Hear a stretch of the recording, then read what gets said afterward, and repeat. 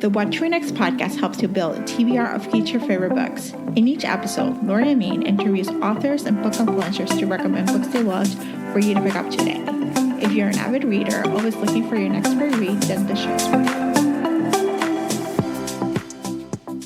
Hi, Bree. Welcome to What to Read Next podcast.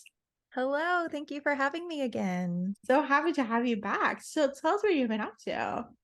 So I have been making 1.5 million videos for Vlogmas, which is so much for me because I feel like I try and post at least 2 a week, but sometimes I only do 1, but I've been doing it every day during the week and then vlogging over the weekend. So I feel like that's been my life. And also I launched new stickers in my shop. And so that has taken up a good portion of my life.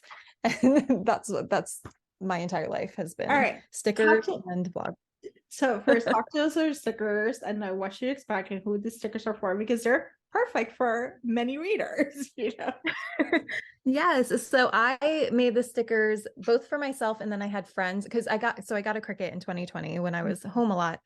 And I was like, I need to make myself stickers for my reading journal. And so I have a ton of romance specific stickers for my reading journal. And I do like vinyl stickers and different sticker sheets too, but I have a bunch of like trope stickers. So each sticker has a different trope on it.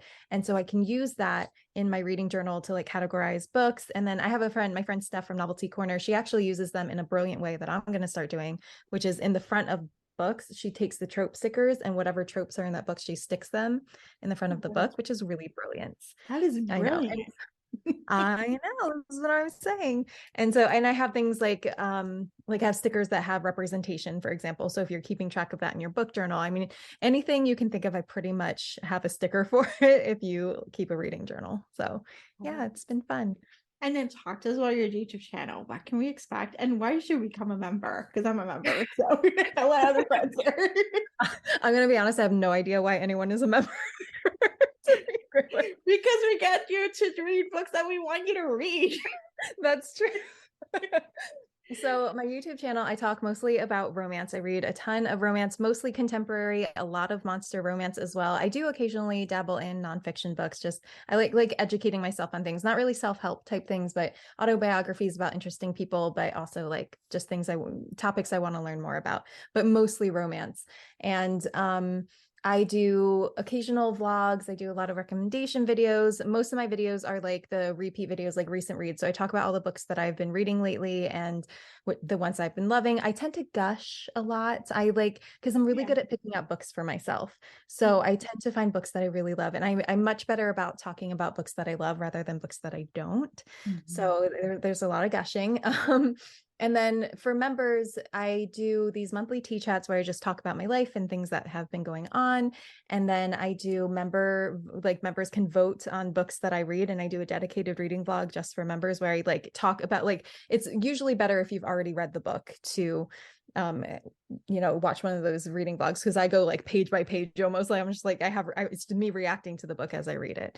And yeah, I mean, and then we do members lives and we're doing a movie night soon, so there's all that type of stuff. Oh, exciting. So if you're a booktuber, you should check out Bree.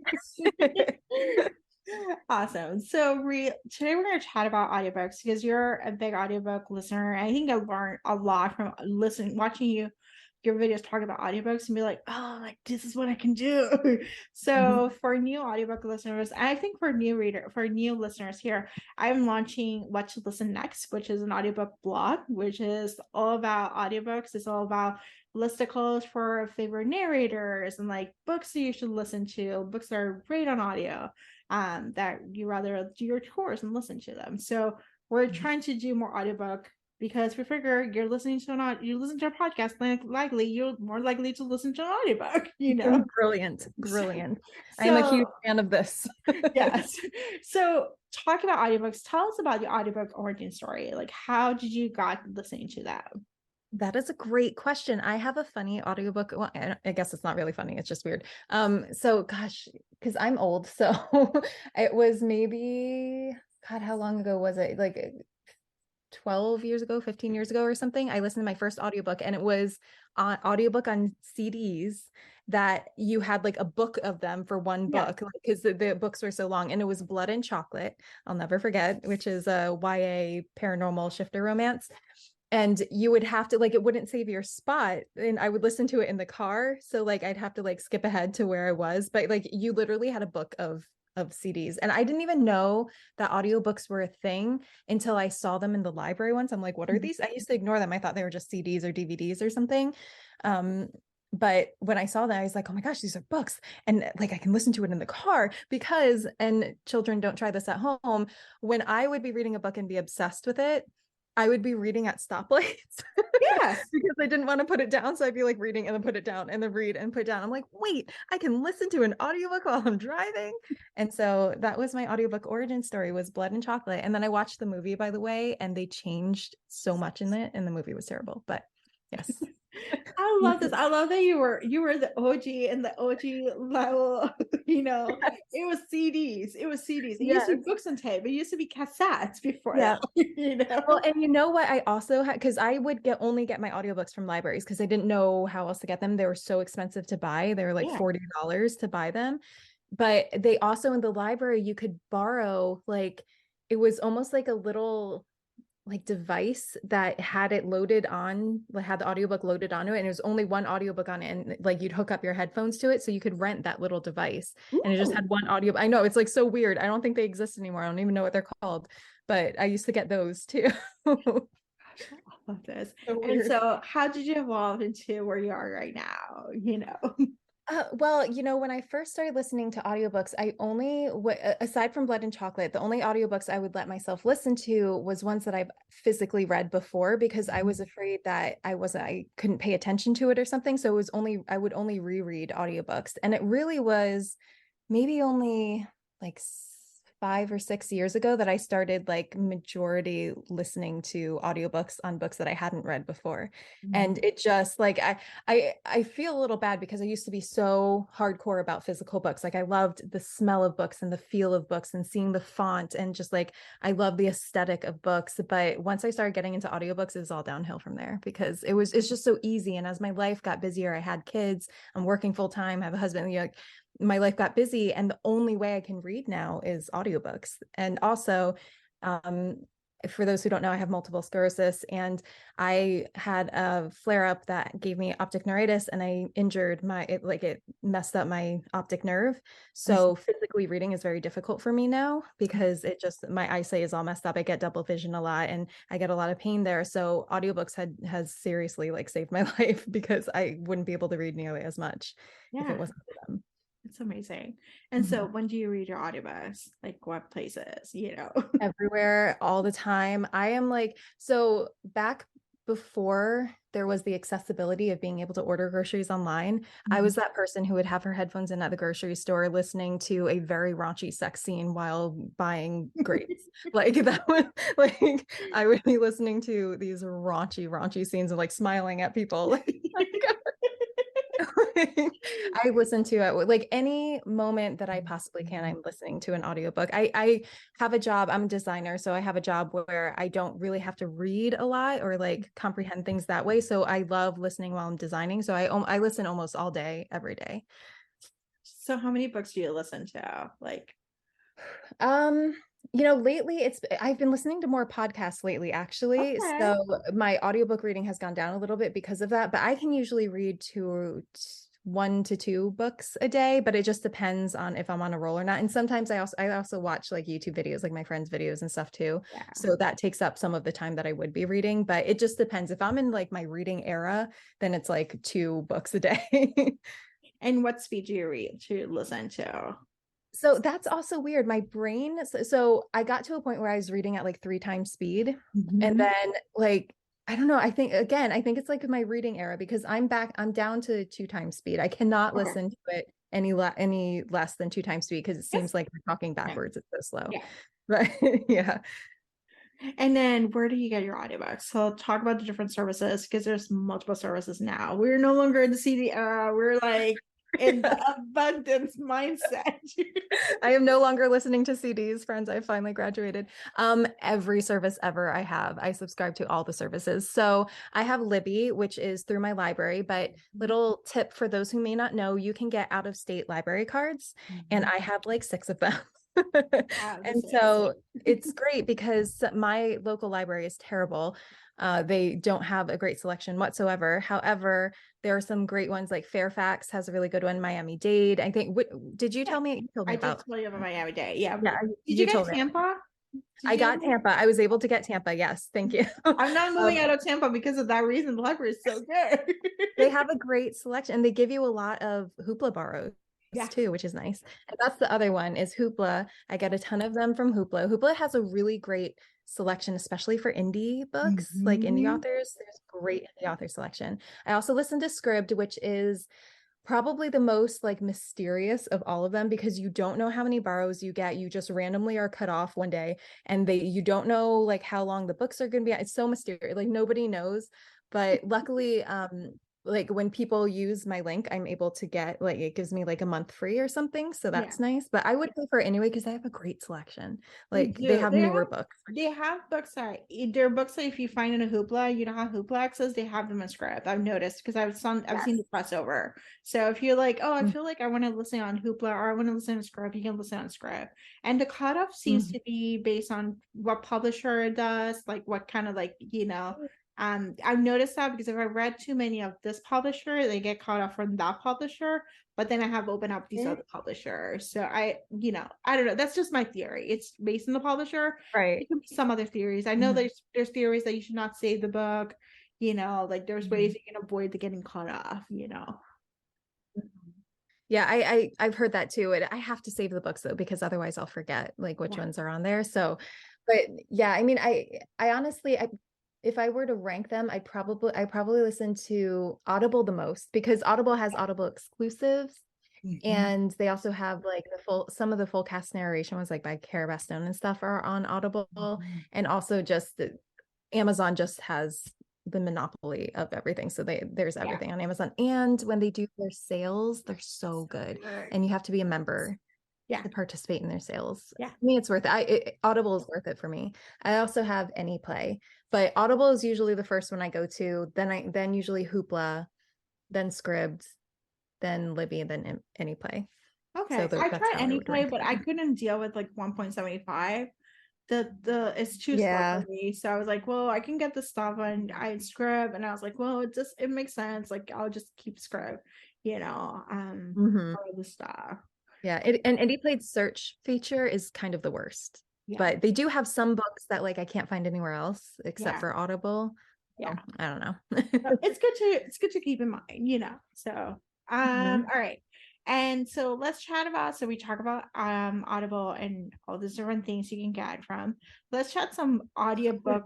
I forgot Libro FM. Libro FM is the one that we should absolutely support the most. And that's the thing. Before I buy anything on Audible, I always check Libro FM, because Libro FM, you can support local libraries, and it can be anywhere. It can be local to you, or it can be anywhere. So sorry, I forgot to mention them. They're great. Yes. And there's a code. So you can use Watch Read Next, and you get if you're a new member, you get 2 audiobooks for that code. So you get 2 audiobooks to start. And the cost the same amount of money as Audible. So you might as well. So yeah. Exactly. And they have good sales too, actually. They do have good sales. They do have like a romance sale. They're usually $3.99 for romance books every month, like new selection. And if you're an influencer, they have a ELC program where they give you access to free audiobooks. So yes, that's great. I found some good books through the influencer program. So gotta talk about Libra. All right. So let's chat about some audiobooks, and like, which ones do you suggest are good for beginners, or like people who are starting out? Like, do you think full cast audios are better, or like what kind of type of narration would you say like it would be good for our beginners? I actually think that because of how I started, I'm a little biased on it, but I think that if you're just dipping your toe into audiobooks, start with books that you've read already and see if you can like still get into it and how you feel about it. And sometimes it's so cool hearing a voice to these characters that you've fallen in love with. So I think that's a good place to start, but also don't get upset with yourself if you don't like it, because I know like one of my sisters and my mom, they don't like when people read to them, so they can't get into audiobooks. However, don't give up right away, because sometimes it's the narrator. You have to like find a narrator that you like, and so there's a lot of like layers to that. But one of the best things, like you said, about audiobooks are full cast narrations, especially the ones that have sound effects and stuff in it, especially if you can find one that's romance. It's rare that you have them for romance, but there are a handful out there. Lauren, she's not my favorite author in the whole world, but Lauren Blakely, she takes a lot of care in casting her audiobooks because she really cares about the audiobook narrators, and she has a few full cast ones. Cara Bastone has some fantastic full cast sound effects narrated audiobooks that are fantastic. And actually, there's a book, I believe it is The Marriage Contract by Shay Davis, and it's a Black love book. And one of my favorite Black audiobook narrators is, I'm going to say her name wrong, it's Wesley Shaban, I think is how you say her name. I think she has her own, like she must have her own company that does audiobooks. She's a really awesome narrator. Like she does a lot of Christina C. Jones and different Black authors, but she is one of my favorite audiobook narrators ever, and she put together the one by Shay Davis, Marriage Contract, and it was so great. It's a full cast, is fantastic.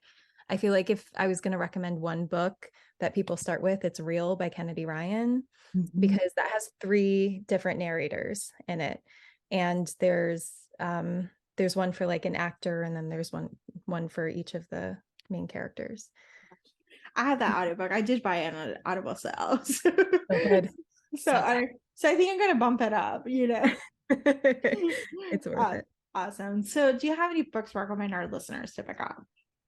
You mentioned a couple of them, but yeah, any other ones, whether specifically.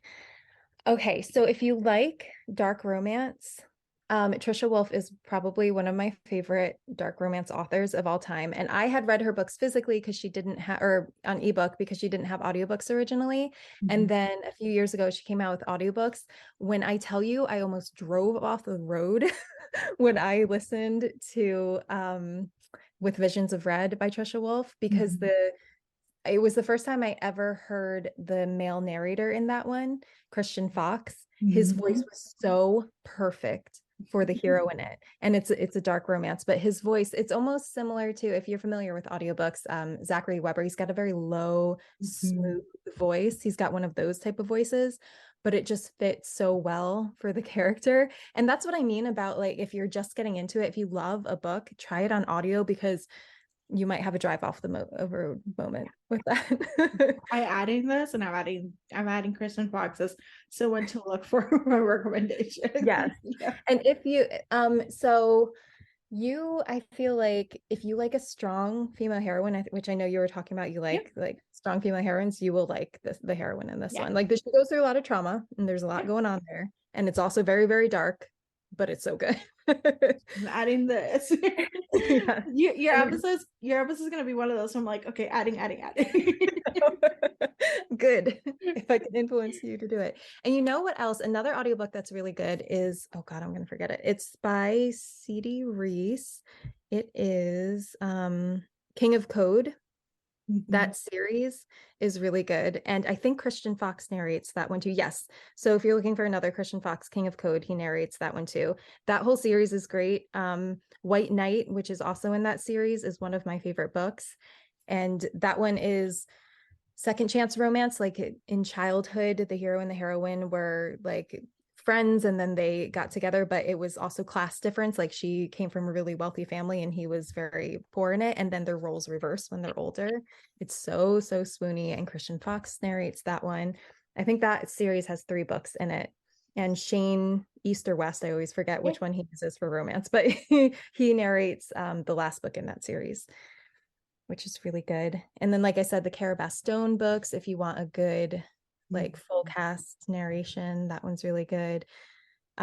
Christina C. Jones, she's got a ton of books on audio, and she always gets the best. I mean, Jacoby Diem has an amazing voice. Emmanuel Ingram is another audiobook narrator who I'm just deeply obsessed with his voice. So those are some of my my favorites. I love this. I love this. If someone is like introducing to audiobooks, I'm like, yes, I know, like more to look forward to. Yes. So, what are you currently reading or listening to? So I actually just started. It's actually a thriller. It's The Butcher and the Wren. Speaking of podcasts, I listen to Morbid. I'm a true crime person. It's a quote unquote guilty pleasure.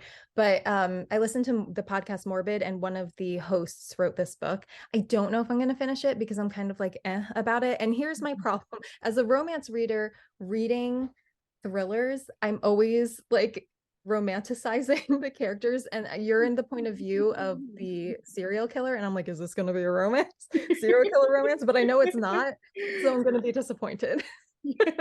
There's no happily ever after on this. They might kill the character that you like. Exactly. And I feel like I might be very disappointed. And I know, like, and he's like really bad too, so I really shouldn't like him. But after reading like the Madly Darkly duet, which is also a really great audiobook by Trisha Wolfe, that's a serial killer and his psychologist romance. Super taboo, that's probably one of the darkest books ever. But after reading that one, now I'm just like, serial killers. Only in books, though, not in real life. Nobody should romanticize real life serial killers. I agree. I actually have a serial killer list of 19 books I did compile because I was like, this is great. I think I read the Mindfuck series and I was like, oh my God, I need more serial killer. Mm-hmm. I wish that series was on audio. I know. I don't The author passed away, so I don't think it's gonna, so all right, and then so tell us where you can find you online. So I am on Instagram, which I update pretty regularly, and YouTube in Love and Words. In Love and Words everywhere. I don't really use Twitter anymore. I randomly downloaded one of the new apps that's supposed to take over for Twitter, but then I never look at it, so probably not even worth mentioning. But I am on Goodreads as well, though I am very bad at accepting friend requests because I never look at like I literally when I go on Goodreads, I only ever will update what I'm reading and I never really look at anything else. So I might be the worst friend on Goodreads, but catch me on Instagram if you ever want to chat about anything. Catch me on Instagram. Thank you, Reed, for being on the show. Of course. Thank you so much for having me anytime. If you enjoyed this podcast, feel free to share with friends, subscribe, rate, and review the show. This is the easiest way to support the podcast. For a list of books mentioned and other romance recommendations, please visit whattoreadnextblog.com. Did you know you can purchase audiobooks directly from your favorite local bookstore? With Libro.fm, you can pick up more than 250,000 audiobooks, including bestsellers and recommendations from real booksellers. You'll get the same audiobooks at the same price as the largest audiobook company, you know the name, but you'll be part of a different story, one that supports your local community. If you're new to audiobooks, there's a perfect way to squeeze into more reading into your busy life. Listen with the free Libro.fm app while you do your chores, walk your dog, relax at home. The What to Read Next podcast has a special offer for our listeners. Get 2 audiobooks on Libro.fm for the price of 1 with your first month of membership. Use code What to Read Next. This offer is only valid for new members in Canada and the US. Thank you so much for listening and have a great day.